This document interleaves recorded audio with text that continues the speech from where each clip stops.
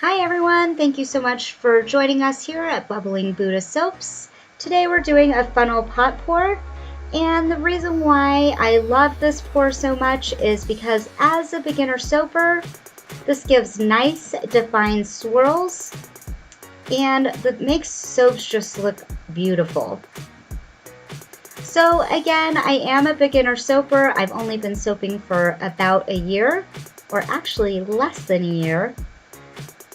But I love it, and I have made in the past several beauty products for gifts, so I have some basic understanding of oils. I am checking the temperature of my oils and my lye right now, and I like to have the temperatures be between 10 degrees of each other, and I do like to soap between 80 and 100 degrees. However, I have soaped at lower temperatures because at lower temperatures it seems like my batter stays a little bit more fluid for a longer time, making it easier to work with. However, because I do use mango butter, it is high in value of stearic acid, which means that at those low temperatures you may see flakes in the soap, and these are called stearic acid spots. You can also get it with palm oil that will give you palmitic acid spots. The soaps are fine if you ever do see these spots in there. The four common oils that have stearic or palmitic, well, it's more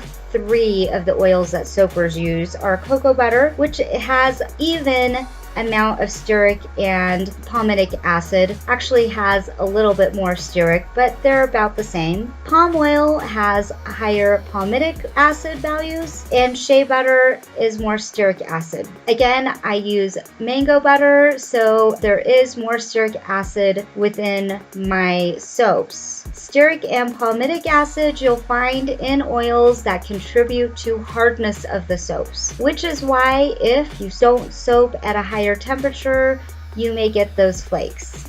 Again, it is perfectly safe. It just causes a little bit of cosmetic issues.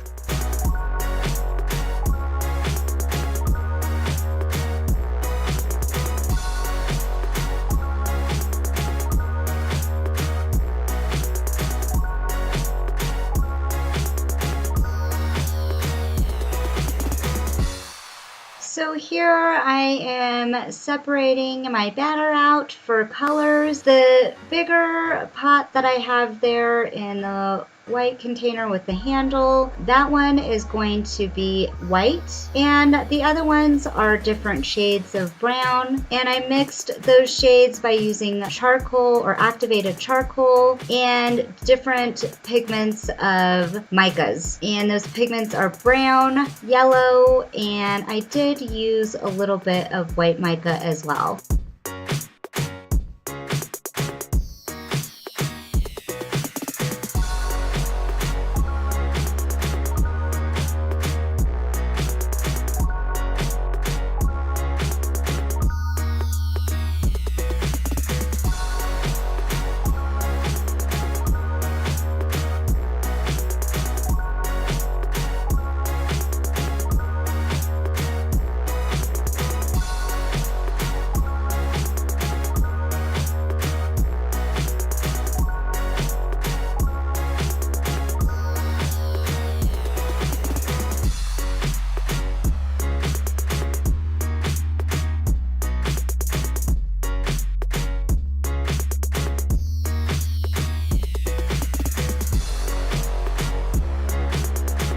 I do have my fragrance oil there on the side in the measuring cup, and I add the fragrance oil as the last step. The reason why is a fragrance oil, depending on what fragrance it is, can actually accelerate your batter, meaning it will make your batter pretty thick, and in some cases it will seize your batter, meaning it will make it so your batter is so thick it is very hard to get into the mold. After adding fragrance oils, I no longer use the stick blender. This is something that I just started doing because I have the mango butter in my recipe. This batter tends to thicken up pretty quick regardless of the fragrance oil. I did add a little bit more water as I normally do a water discount, so I didn't discount it as much, which means that it may need to cure a little bit longer than normal.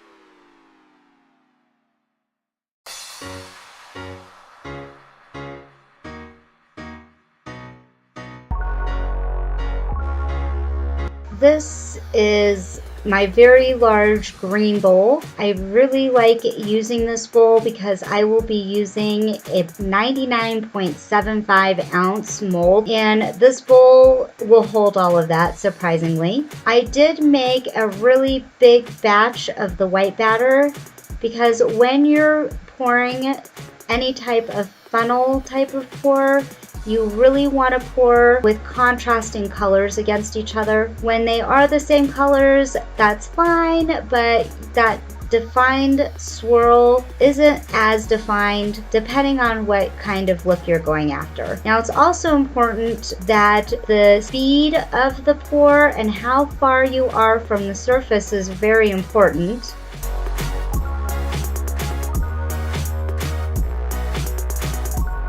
With this particular funnel pour, I do suggest you keep the batter at the top. So meaning when you pour, and right there is a perfect example of not keeping your batter at the top. But pouring slow and close to the surface is going to help you keep that color coming to the top of the batter. The reason why you want to do this is because that will give you, again, more defined lines, and it won't muddle those colors once you pour it into your mold. Now, towards the end of the batter, I do start putting colors on top of each other that aren't as contrasting, but again, it's towards the end of the batter, so. Yeah, see, I am pouring way too fast. Now, I have done this pour 3 times. This one is actually the second time I'm doing it. So each time I'm learning something new. And in this case, I am starting to learn about how to pour that thinner batter again, so that way it stays at the top. Now, there are some funnel pours that you do want to have them sink, but this particular one, again, I really want it to stay at the top. All right, so let's speed this up till the end.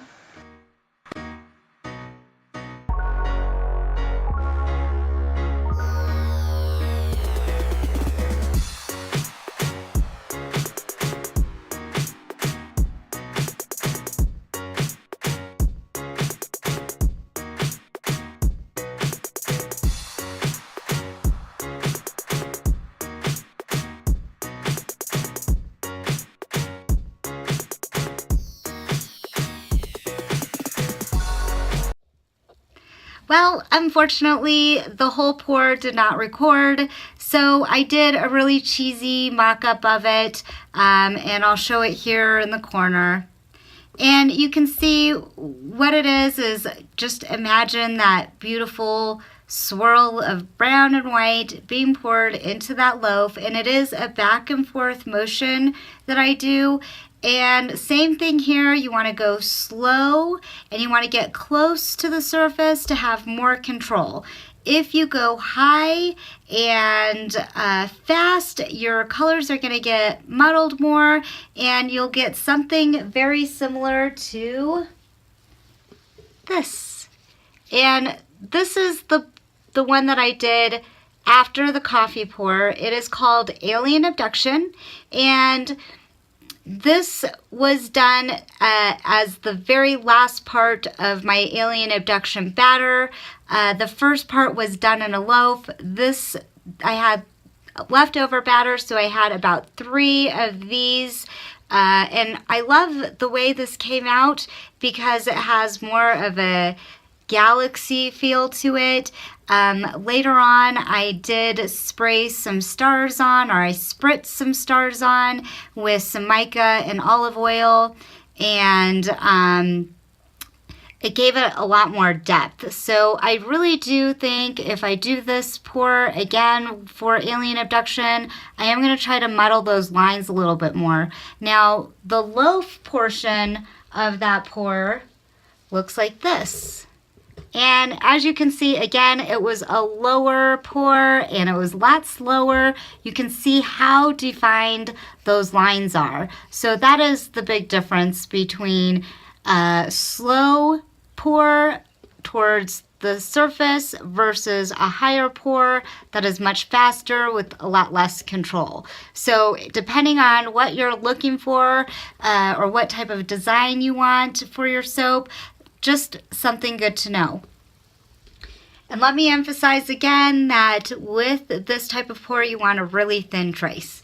Now, this is the first coffee. It's the very first time I did this pour was this coffee one.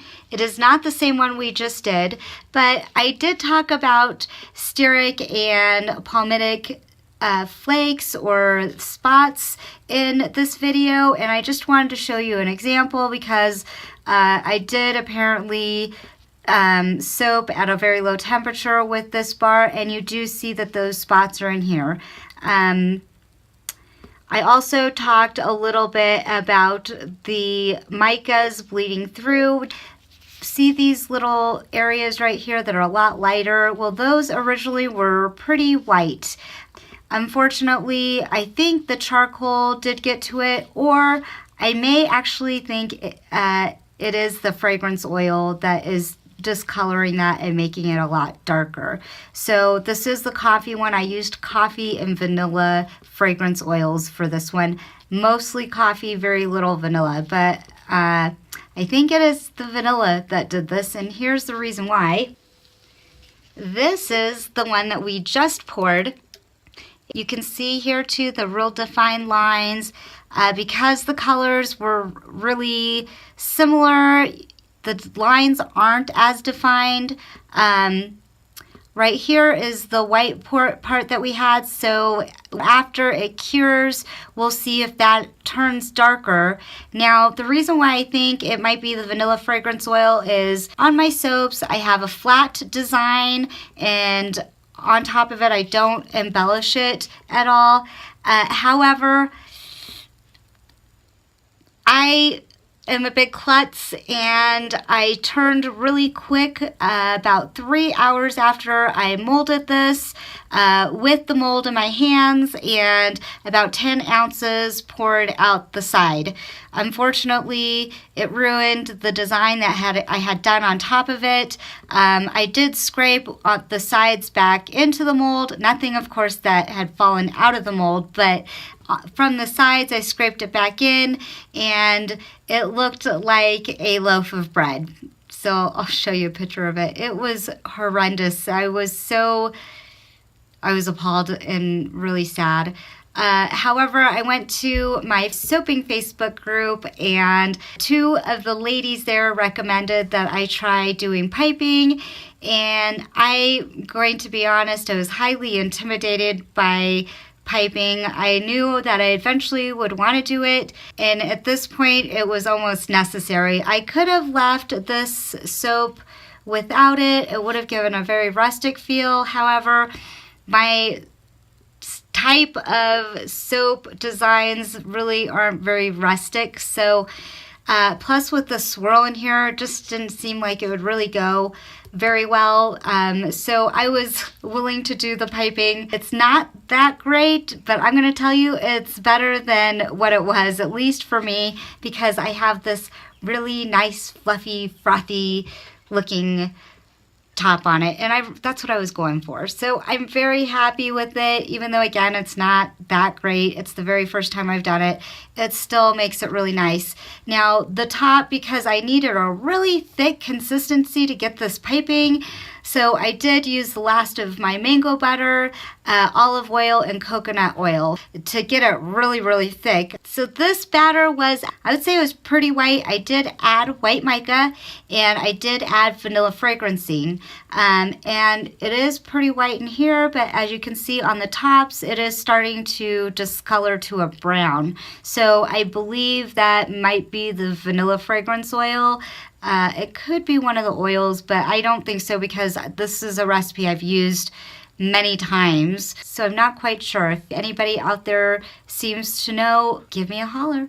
This is the last of the coffee one. I really love this pour again because I am pretty new to soaping, and anything that's going to give me a nice, clean, but yet professional looking design to it, I'm definitely going to take advantage of that. Yeah, and the reason why I really love this pour is because for a beginner, it comes out looking so great. I think it's clean, it has the perfect swirls in it.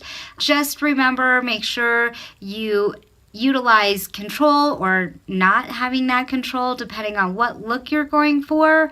And I am always open for feedback. So because I am a new soaper, if you ever have any feedback for me, please give it. Again, I am very open to that. Now, we do have our YouTube channel. Please subscribe if you enjoyed us today. You can also click to get notifications, so when new videos come up, you'll be notified. And we are also on Facebook, so I'll leave the link probably down here somewhere. Thank you so much for joining us today, and you have a great day. Doo-doo.